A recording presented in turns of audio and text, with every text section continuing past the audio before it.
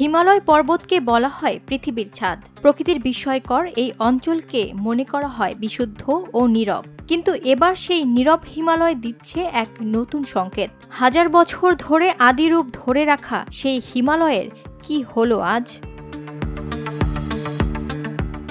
বিজ্ঞানীরা বলছে জলবায়ু পরিবর্তন সহ নানা কারণে হিমালয় পর্বতমালা আর আগের মতো থাকবে না। বিজ্ঞান গবেষণা প্রতিষ্ঠান বোস ইনস্টিটিউটের এক প্রতিবেদনে জানা যায়, হিমালয়ের মেঘে পাওয়া গেছে ক্যাডমিয়াম, ক্রোমিয়াম, তামা আর দস্তার মতো ভারী ধাতু। মেঘ কেবল বৃষ্টি বয়ে আনছে না, সাথে করে নিয়ে আসছে মৃত্যু উপাদান। জানা যায় হিমালয়ের পশ্চিম অংশের চেয়ে 1.5 গুণ বেশি ধাতব দূষণ পাওয়া গেছে পূর্ব অংশে। স্বাস্থ্যের জন্য ক্ষতিকর এসব উপাদান শ্বাস প্রশ্বাসের মাধ্যমে শরীরে প্রবেশ করে। এতে ক্যান্সার সহ নানা জটিল রোগের সৃষ্টি হতে পারে। এছাড়া মেঘে উপস্থিত ক্রোমিয়াম কার্সিনোজেনিক রোগের কারণ।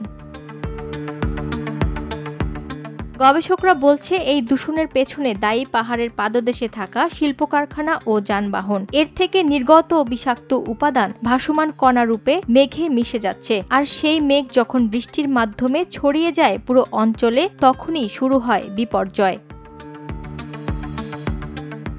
একটি বিশুদ্ধ অঞ্চলের এমন পরিবর্তন পুরো বিশ্বের জন্য কি ভয়ঙ্কর পূর্বাভাস দিচ্ছে? বিজ্ঞানীরা বলছে হিমালয় সহ পুরো পৃথিবীকে বাঁচাতে হলে এখনই যথাযথ পদক্ষেপ নিতে হবে।